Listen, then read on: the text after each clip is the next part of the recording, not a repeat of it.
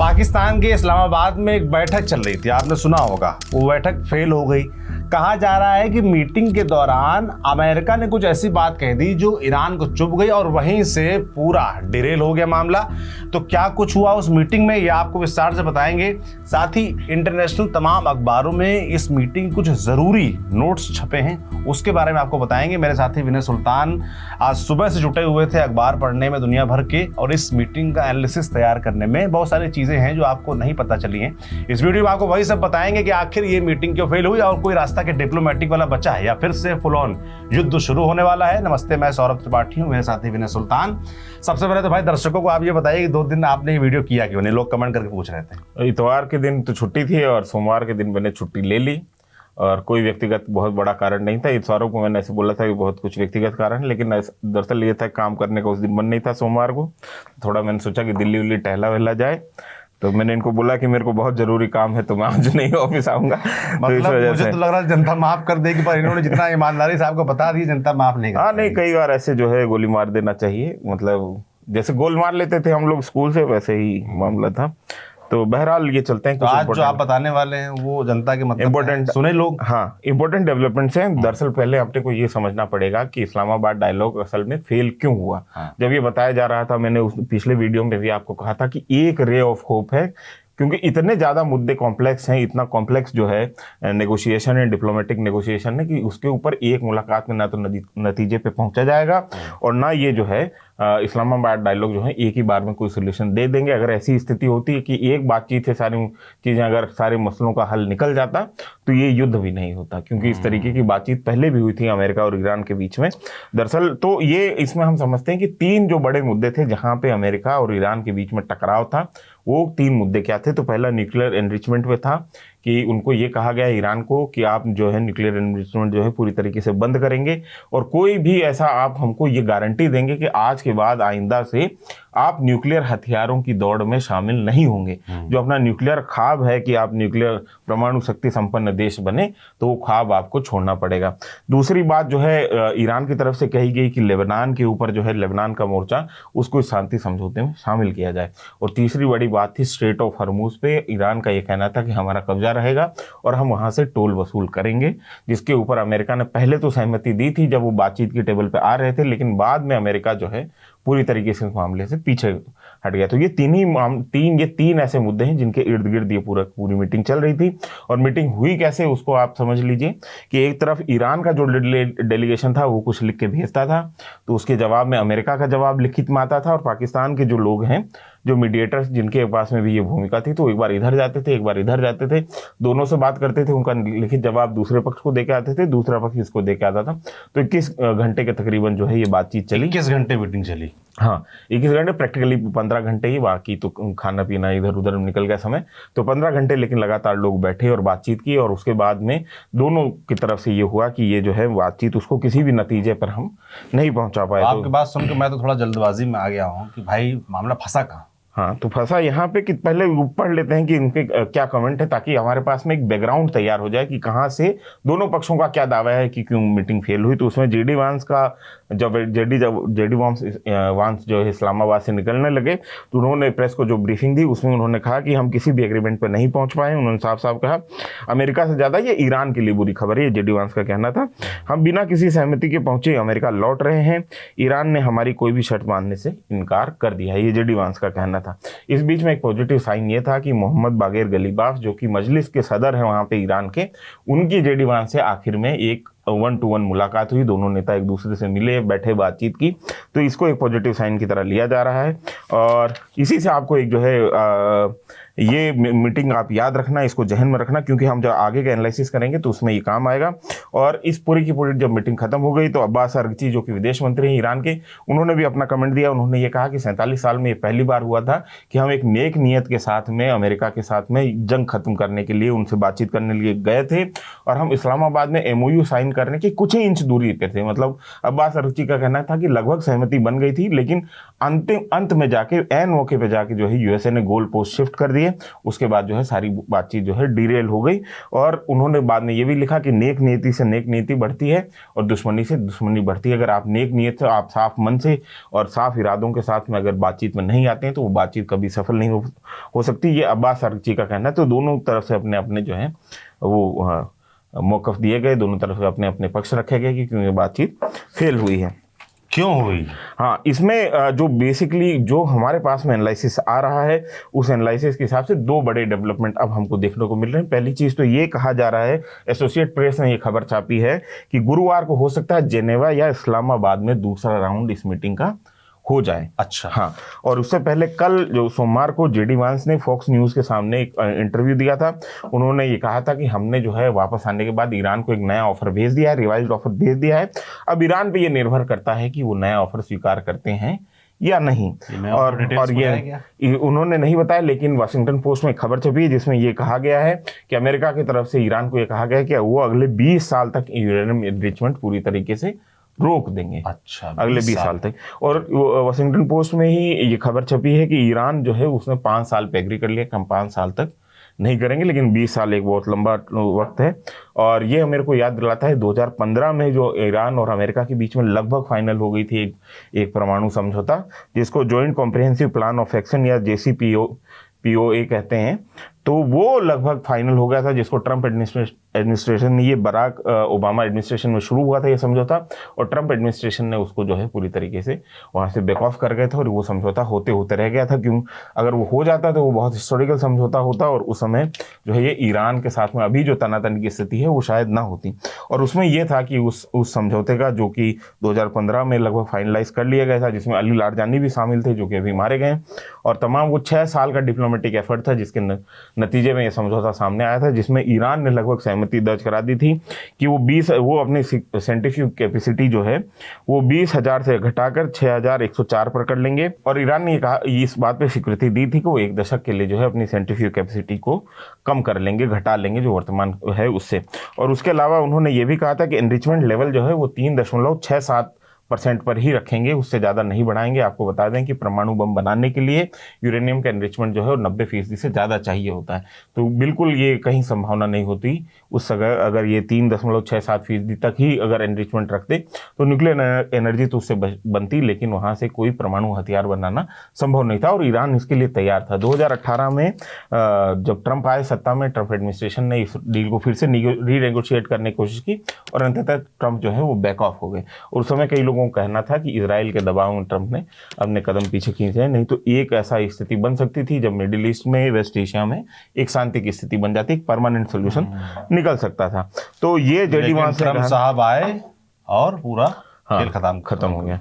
तो ये जो है अब ये गुरुवार को संभावना बन रही है, जिसमें 2 संभावित लोकेशन है। एक तो जेनेवा, जिसको आप ये समझ लीजिए कि पूरे यूरोप का एक मध्यस्थता का केंद्र रहा है, तमाम हिस्टोरिकल समझौते जेनेवा में हुए हैं। दूसरा इस्लामाबाद, और इस्लामाबाद के ऊपर जो है तेहरान का ज़्यादा जोर रहे, क्योंकि ये कहा जा रहा है कि तेहरान सुरक्षा कारणों से जो है जेनेवा जाने में उनका डेलीगेशन जो है वो थोड़ा सा असहज महसूस कर रहा है। अब आप ये समझिए कि तेहरान से अगर वो लोग उड़ते हैं तो वहाँ से तेहरान से वो सीधा अफगानिस्तान में कुछ ही समय में दाखिल हो जाते हैं ना, अफगानिस्तान से पाकिस्तान आते हैं।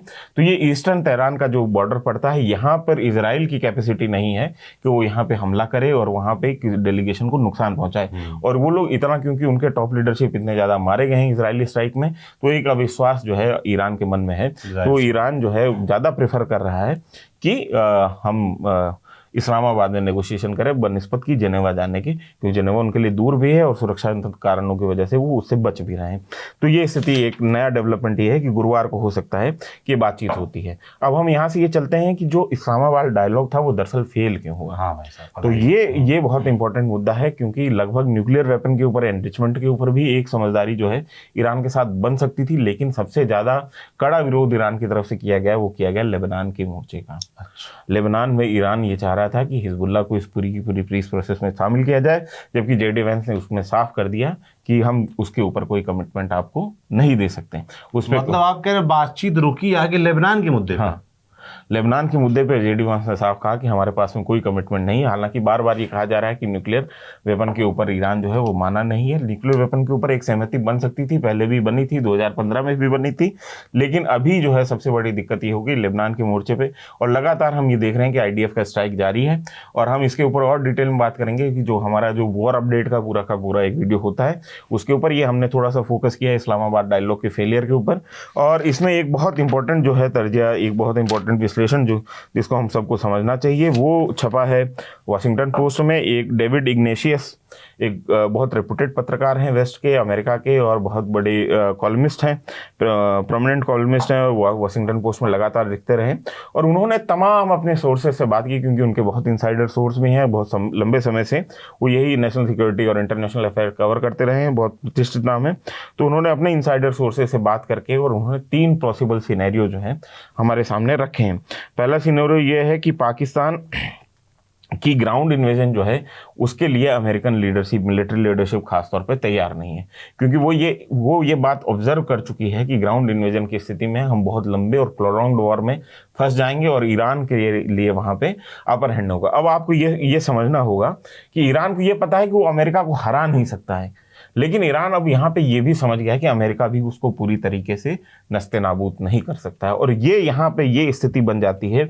सेम यही कंडीशन आपको पता है कि अफगानिस्तान में भी बनी थी, यही कंडीशन जो है वियतनाम में भी बनी थी, जब अमेरिका को ये पता था कि वो अपने ओपोनेंट्स को पूरी तरीके से तबाह नहीं कर सकते हैं, और ऐसी स्थिति में जाके अमेरिका फंस गया था कि उसको बाद में घुटनों के बल रेंगते हुए अपने देश लौटना पड़ा था। 10-10, 15-15, 20-20 साल की कैंपेन चलाने के बाद भी अमेरिका किसी भी फैसलाकुल नतीजे पे नहीं पहुंच पाया था। तो ये स्थिति यहाँ पर भी ईरान में भी बन रही है, और ईरान को ये अच्छी तरीके से समझ में आ रहा है कि हम अमेरिका को, हो सकता है अमेरिका को हम तबाह ना कर पाएं, लेकिन अमेरिका की भी ये सलाहियत नहीं है कि वो हमें पूरी तरीके से तबाह कर दें।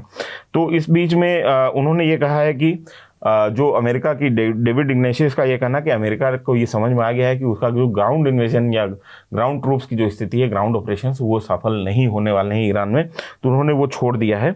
और उन्होंने ये कहा है कि ये ब्लॉकेड जो लगाने की कोशिश अभी कर रहा है अमेरिका पूरे के पूरे स्ट्रेट ऑफ हॉर्मुज पे, तो वो दरअसल एक इस तरीके का एक वॉर टैक्टिक्स है जिसके जरिए वो ये चाहते हैं कि वहाँ से वो हमला ना करें, एक आर्थिक ब्लॉकेड करके रखें, जैसे उन्होंने अभी क्यूबा कर रखा था, उससे पहले वेनेजुएला का कर रखा था, और आर्थिक रूप से ईरान को मजबूरी पे ले आए। और जैसे ही ये युद्ध खत्म होगा, एक तरीके से लोगों को सांस मिलने की जगह होगी, और जब वो देखेंगे कि उनके घर के पास में आटे, चावल, दाल की जो कीमतें हैं वो आसमान छू रही हैं, गोश्त की कीमतें आसमान छू रही हैं, और डेली का उनका खाना पीना भी नहीं हो पा रहा है, तो वैसी स्थिति में वो अपनी गवर्नमेंट के विरोध में उतर जाएंगे, क्योंकि वॉर के बाद की स्थिति जो है वो बहुत भयावह होनी है ईरान में, ऐसा बहुत सारे अर्थशास्त्रियों का विश्लेषण है।